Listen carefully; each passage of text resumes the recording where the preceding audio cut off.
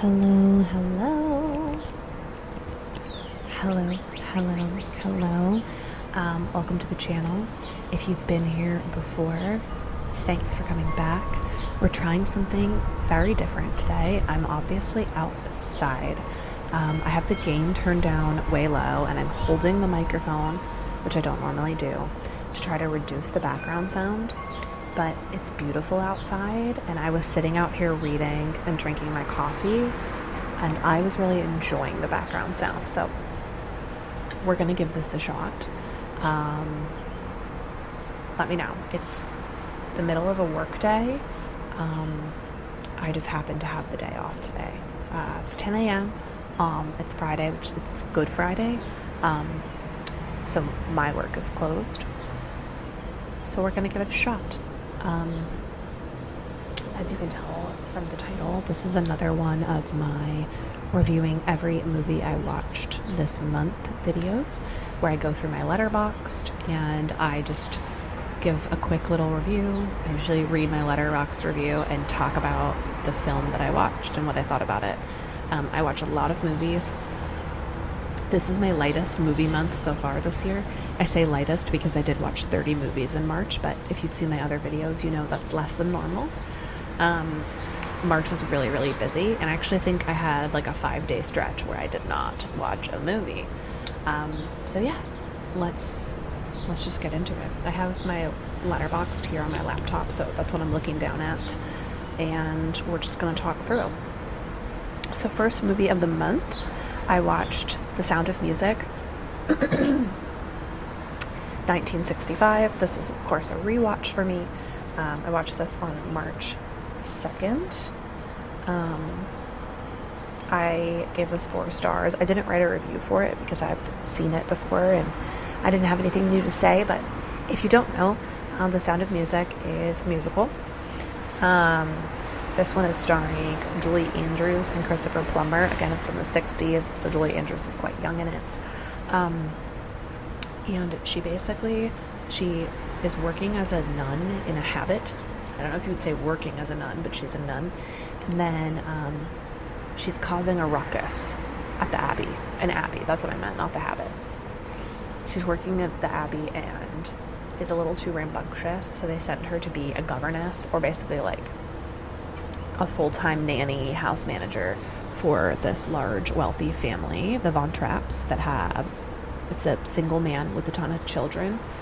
And she basically goes and the father's like involved in the military, and he really runs like a tight ship military household, and Julie Andrews' character sort of adds whimsy into their life and ends up falling in love with the children and also the father. And it all takes place like kind of during World War II times in Austria. So I love this. This is quite a long film, but yeah, this is the one. So check it out if you haven't seen it before.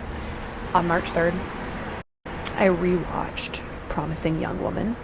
I specifically wanted to watch this because I performed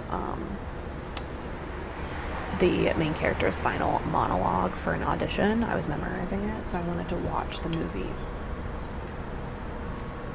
again, just to get like the full context and kind of get into character for that monologue. If you've never seen Promising Young Woman, it stars Carey Mulligan, and she plays a woman who we know that she dropped out of med school, and that when she was at med school, something happened to her best friend, also in med school. Something pretty serious and traumatic happened, and it caused this main character to drop out and to essentially seek revenge on the people that did this to her friend. Yeah, it's a pretty intense like drama film. But I also have been wanting to rewatch it because it's directed by Emerald Fennell, who also directed Wuthering Heights and Saltburn. But I was wanting to rewatch this as my favorite of her films. My little review, I said, I gave this 4 stars. Actually gets better with every watch. Emerald Fennell, return to this style, I'm begging you. And I think I forgot to say, but The Sound of Music is also a 4-star rewatch for me. On March 5th, I also rewatched Little Miss Sunshine, which is 2006 release. It's about a really chaotic and hilarious family with like this crazy dynamic, and the daughter, like the youngest in the family, wants to compete in this like Miss California pageant, and her family, like, she's prepping for it, and her family kind of all rallies together to road trip to California and make this happen for the little girl. And it takes a lot of twists and turns along the way. This is definitely like a black comedy. Like, it stars Toni Collette and Steve Carell and Paul Dano, and it's just really great.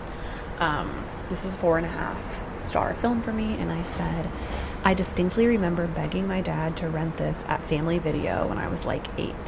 It was yellow and had a kid and a bus on the cover. He really should have let me, although I don't think child me would love it as much as adult me does. Olive has my heart. Next, also on March 5th, I rewatched Date Night. I needed a little more Steve Carell in my life. This is Steve Carell and Tina Fey in 2010. It's just a date night between two tired parents, and they get involved in crime, and it goes crazy. This is a 1.5-star movie, and my review just says, actually worse than I remembered. Sad face. It's just really bad, unfortunately. Okay, on March 6th, I watched Spider-Man, the original from 2002. I'm on a mission to watch all of the Spider-Man movies before the new one comes out this summer. So I watched the Tobey Maguire Spider-Man, like the first and second, when I was a kid. And then I think I watched one of the Andrew Garfield ones and maybe one of the Tom Holland ones. I'm very anti-superhero movies and very anti-Marvel, which you've probably heard me discuss before. Just not my thing at all. But for some reason, Spider-Man I always thought was cool as a kid, and it's totally different. I mean, it's not... Is Spider-Man Marvel?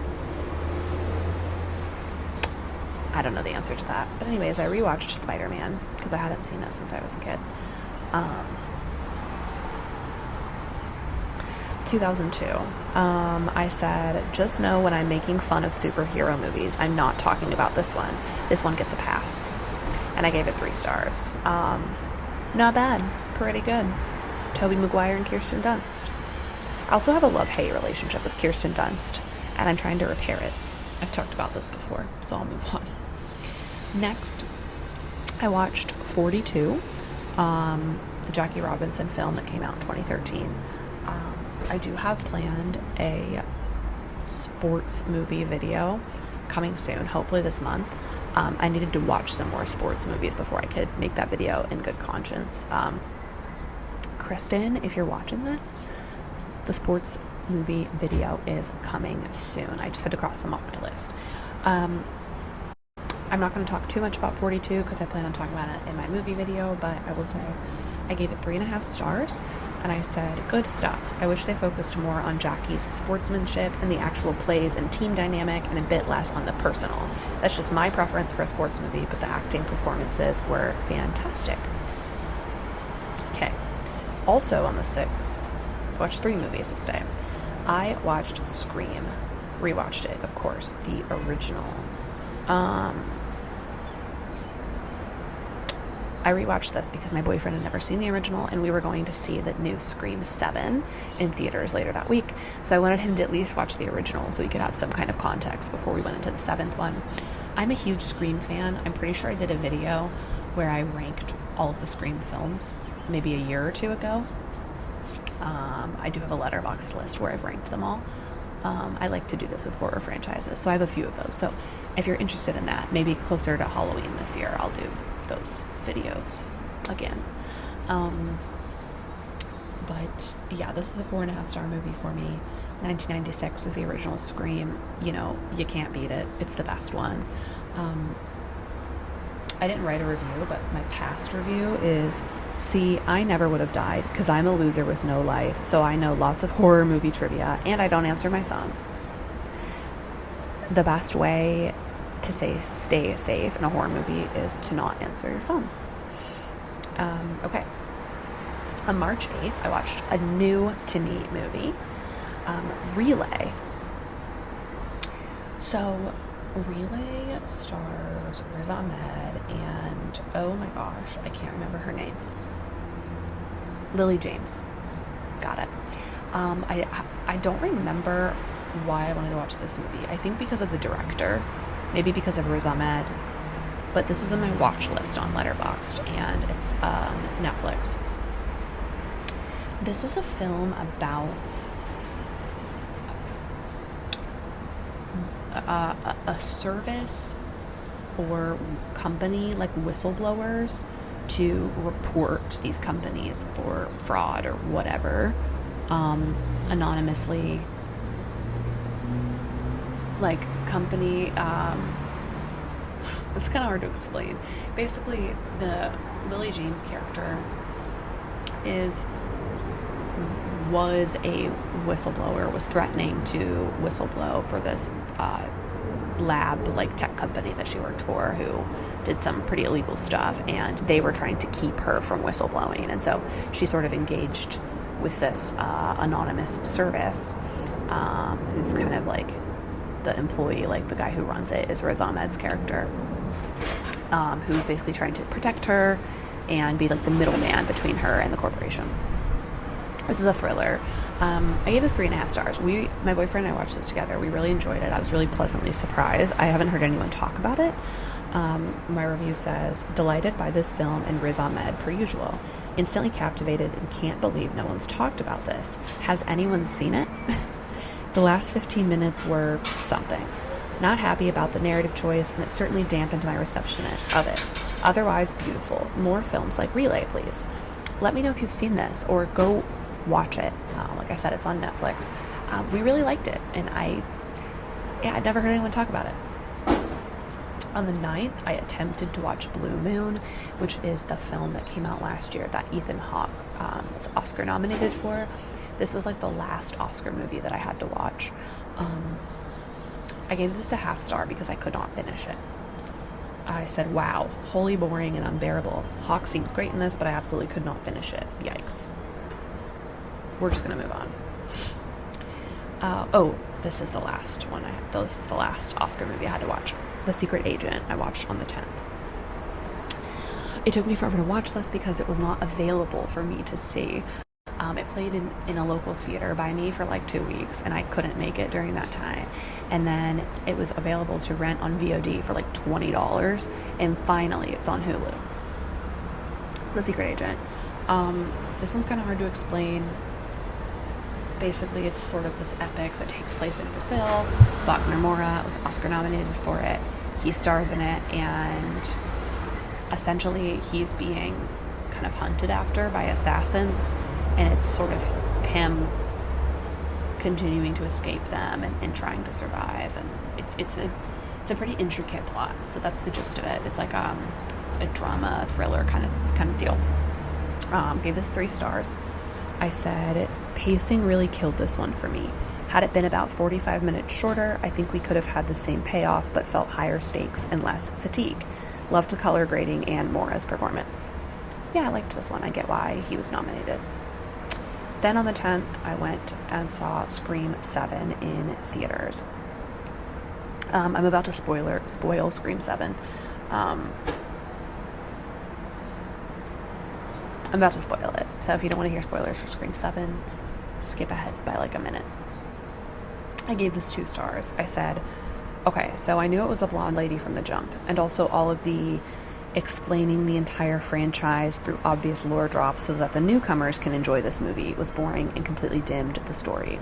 Neve Campbell looks amazing. Courtney Cox looks spooky ooky. Sorry, it's true.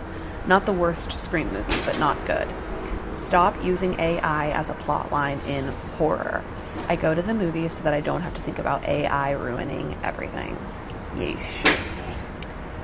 Listen, if they made 17 Scream movies, I would watch all 17 of them. I love the franchise, and even though the last couple have been not very great, I will continue to watch them. I don't care. I just love the franchise, so I'll keep going to see them. They don't have to be good because we'll keep going to see them.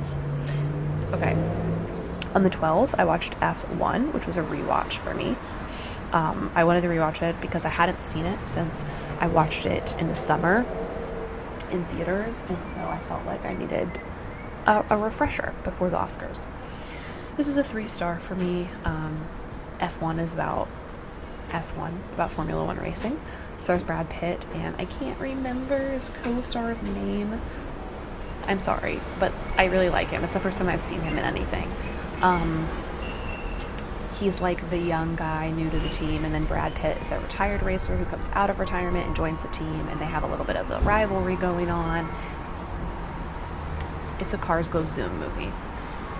3 stars. I said, on second watch, not as dazzling as I remember.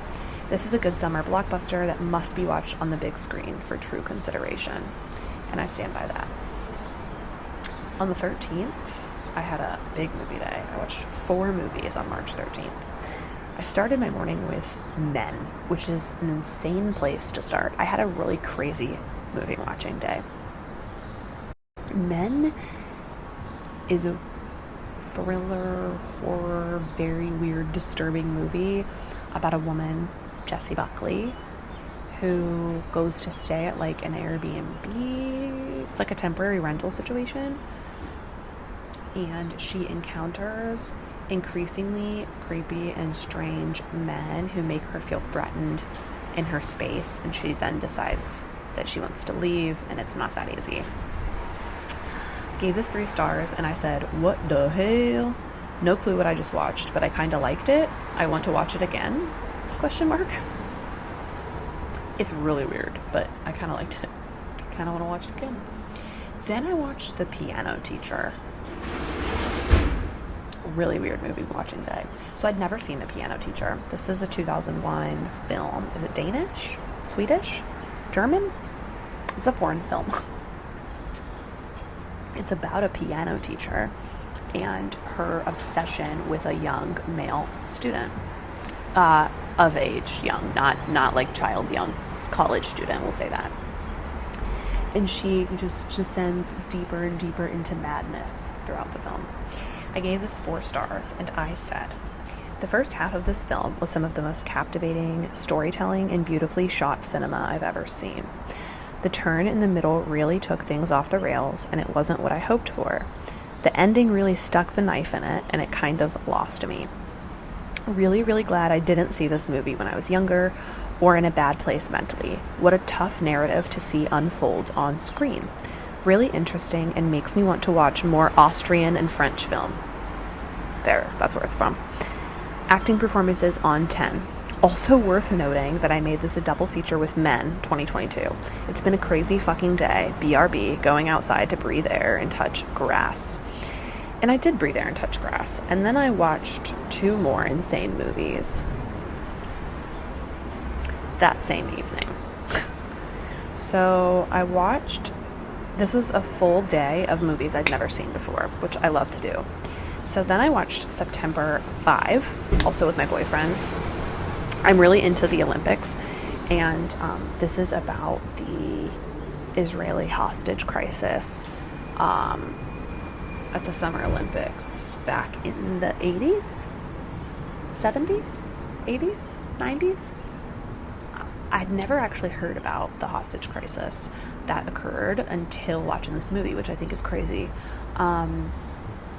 Basically, this was like a terrorist group kidnapped Israeli Olympians and held them, and then it was sort of televised and really intense movie. And I'm pretty sure this was nominated, maybe won some Oscars. I can't recall, but I gave this 3.5 stars, and I said, I deeply admire the way this is shot. The camera never stops moving, and it instills panic and tension in the viewer from the very start. I love a heist or hostage thriller, and the newsroom POV felt so original to me. How did I never know about the terrorist plot of the Munich Olympics until this film? A horrific story told well and in a way that humanizes each of the lead characters' mistakes throughout these fateful 24 hours. I really liked this. Definitely watch it if you haven't seen it. It's really interesting and it moves really fast. The pacing is really cool in this. And then we also watched that night Monster 2003, which is the biopic, I guess, about Eileen Wuornos, the female serial killer, which took place in the 80s.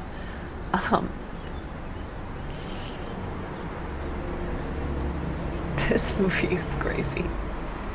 This movie's actually crazy. So I said, petition for, 2.5 stars. I said, petition for Selby to get a fucking job. Charlize Theron turned it out. Completely unrecognizable and absolutely deserved that Oscar. The SA scene was so intense, I had to look away. Yeesh. Also, this movie is very, very 2003. Sorry, that didn't want to say the R word on YouTube, so I said SA. You guys know what I'm talking about. That's not really a spoiler.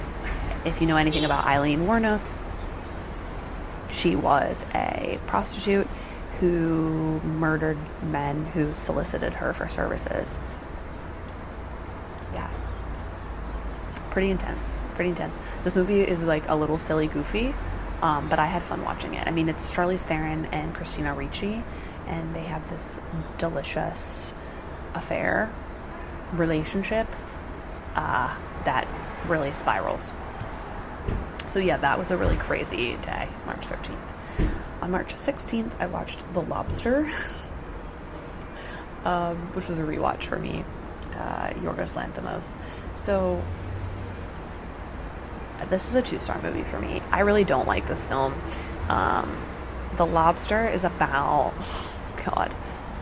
it's basically about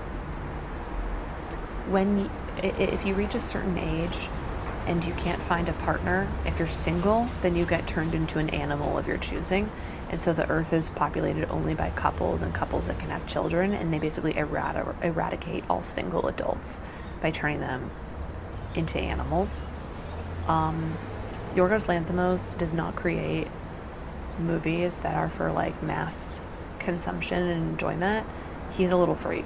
So yeah, this is like not even his most crazy film plot, but all of his movies are like black comedies. Gave this 2 stars, and I said, the first time I tried to watch this film, I barely finished it. This time, I think I got it as much as you can get a Lanthimos film.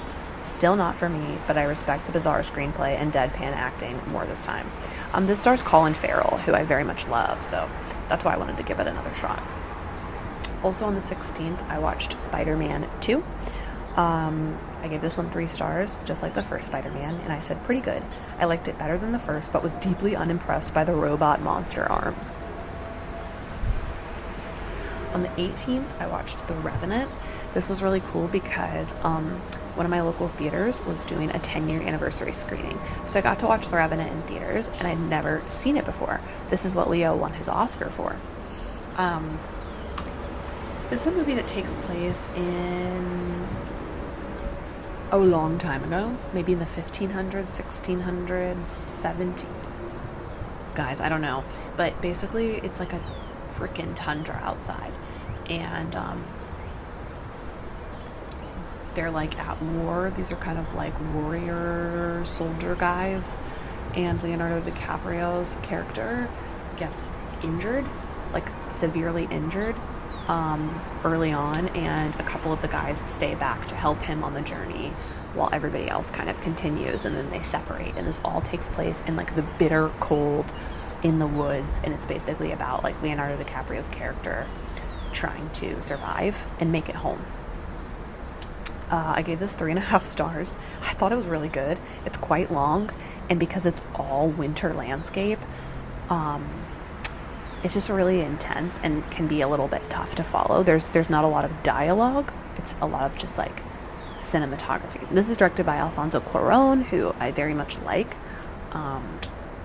So Anyways, my review. Now that's one hell of a sleeping bag. If you've seen the movie, you know what I mean. Holy cinematography and sound design. I cannot believe I got to see this in theaters for its 10-year anniversary. One of the most visually stunning films I've ever seen. I did kind of fall asleep for 15 minutes in the middle. But honestly, this rips. It's just very long and a lot of Leo bleeding in the snow by himself, and I am exhausted. Otherwise, yes. On the 20th, I watched Children of Men. I watched this with my boyfriend. This came out in 2006. I'd never seen it before, and it's been on my list forever. This is a futuristic dystopian story where nobody can have children anymore. There are no children left, no childbearing women left. It's never fully explained why they can't have children anymore, but they can't. And basically it's about people trying to like survive in the apocalypse, and they are sort of going against the government, and it's just sort of about their journey.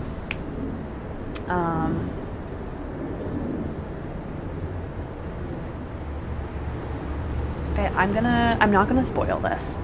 I'm just gonna read part of my review that does not contain spoilers. 90 minutes of violence and vitriol, and then everything changes. The last 30 minutes were so moving and well done, I can't stop thinking about it. And that's all of my review I'm going to read because I did spoil it. And I think if you haven't seen this movie, you really should go check it out. It's very, very interesting.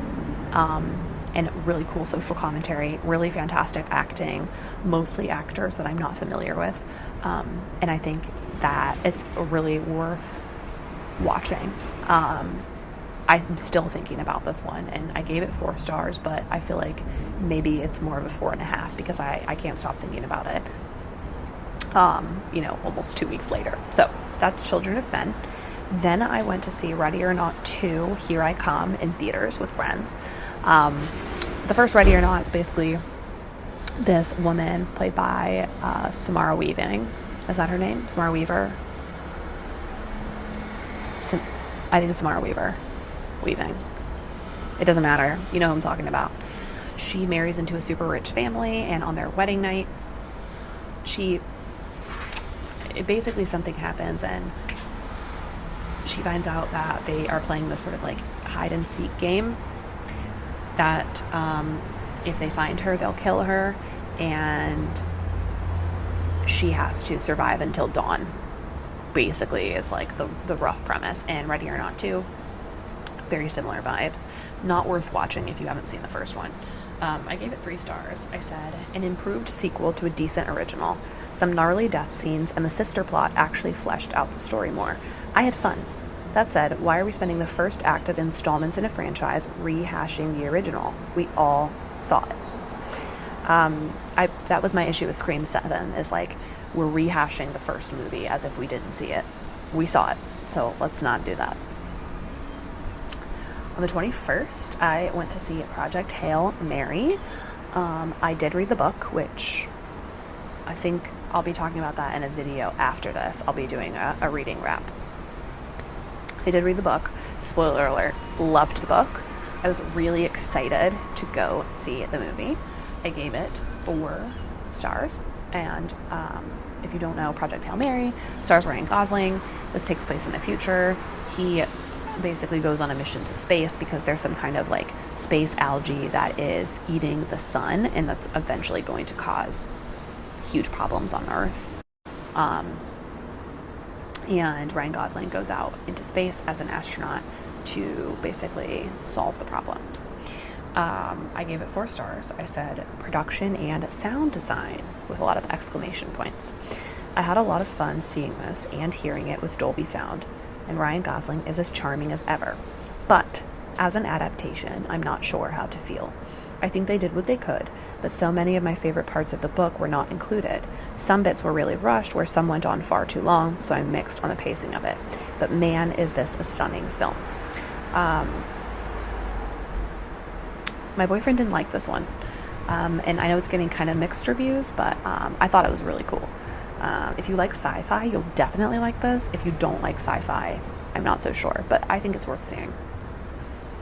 Okay, on the 22nd, I watched Field of Dreams. Spoiler alert, this is not going in my favorite sports movies video. Half star. Absolutely unwatchable. People like this? A story about a man-child with a badass wife he does not deserve. Tale as old as time. This movie is horrible, and everybody who says they like it, rewatch it. Rewatch it, I dare you. And tell me if you still like it. Okay, we're in the home stretch. We've got like 6 left. On the 27th, I watched Spider-Man 3.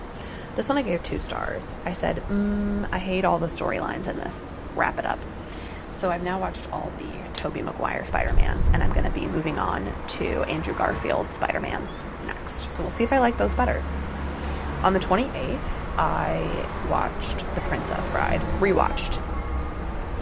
I'm not going to tell you what The Princess Bride is about. I'm sure most of you have seen it. How could you not have? I hadn't seen it in a long time, so I gave it 3.5 stars. I said, Warren can't be full of whimsy. The poison goblet scene has stuck with me since childhood. Yeah. That's the standout scene for me. I also never realized that Billy Crystal's in this, and he's amazing. On the 29th, I watched 3 movies. I started with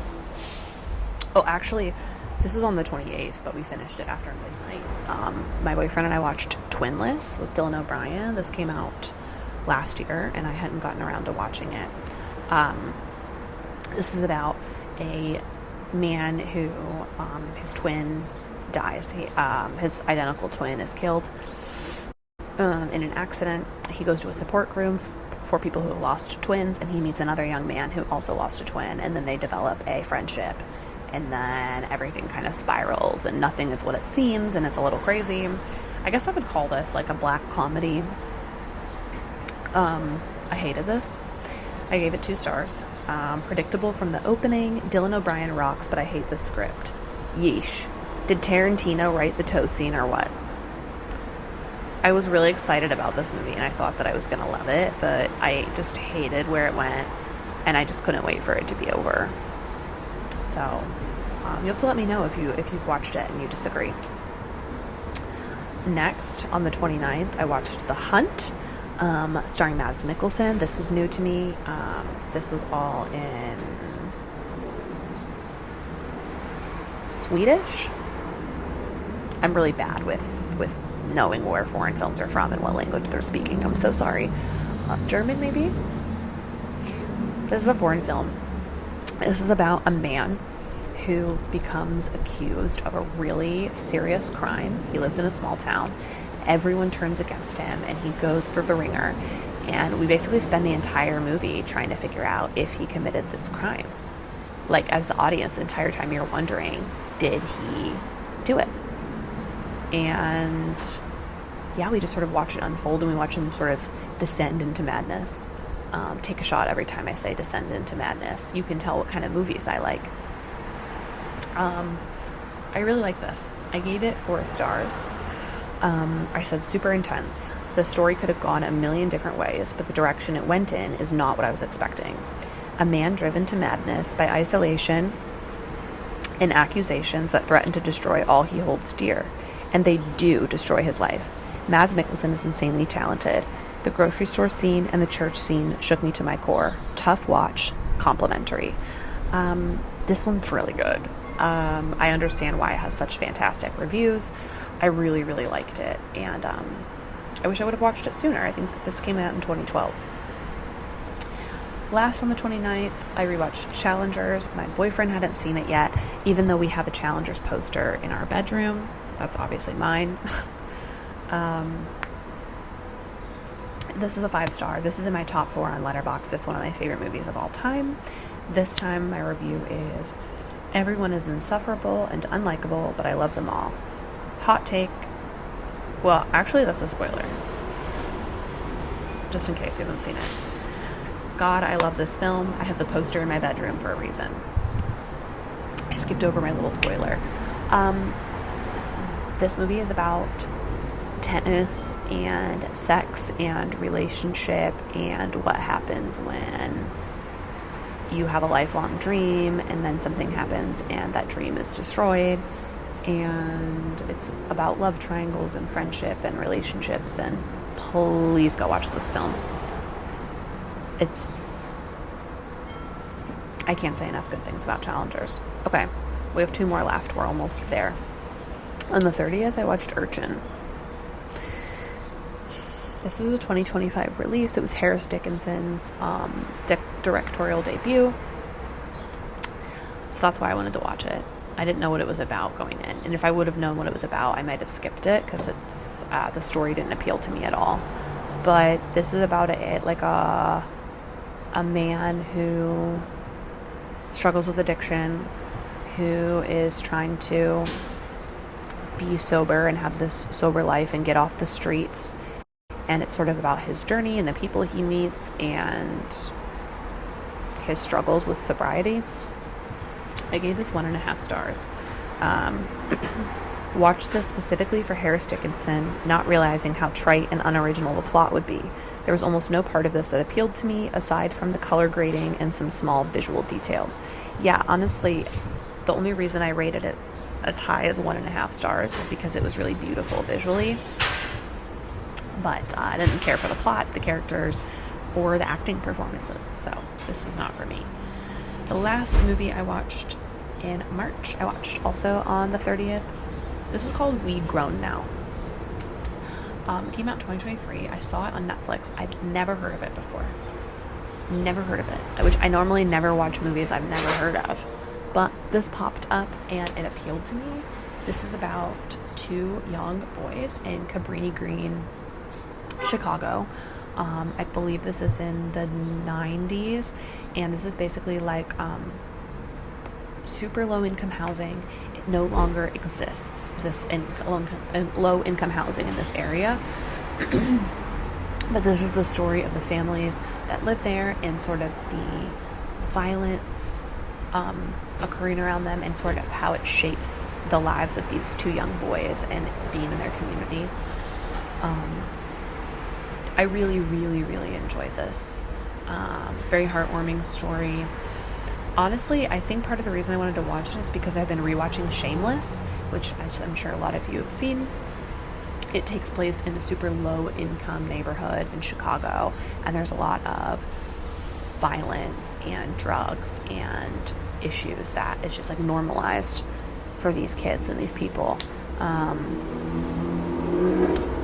And so this is sort of the like more of the child perspective, which I really appreciated. I gave this 3.5 stars, and my quote is a quote from the movie, which is, "A place is the people," which really resonated with me. I said warm, raw, and very important, visually interesting from start to finish. Yeah, I've never heard people talk about this, and I thought it was really well done. So definitely recommend We Grown Now on Netflix. So that's all I have for you. That's the 30 films that I watched in March. Let me know what you watched in March. Let me know if you've seen these. As usual, my letterboxd will be in the description below. Let me know what you want to see from me next.